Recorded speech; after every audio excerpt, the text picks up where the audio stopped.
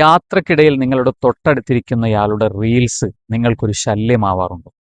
അങ്ങനെയാണെങ്കിൽ നമ്മുടെ യാത്രയിലും മറ്റുള്ളവർക്ക് നമ്മൾ ശല്യമാവാതെ ശ്രദ്ധിക്കേണ്ടതുണ്ട്.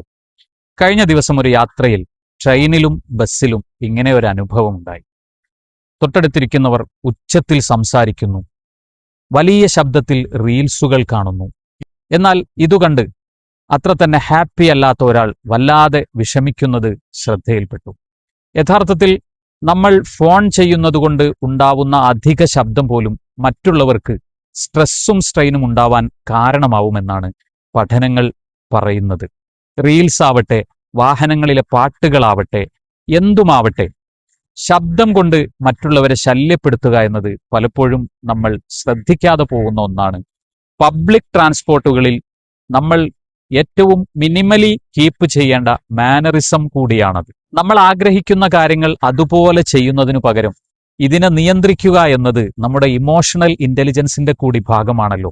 നമ്മുടെ പേഴ്സണലിയുള്ള ഡെവലപ്മെന്റിന് അത് ഏറെ അനിവാര്യവുമാണ്.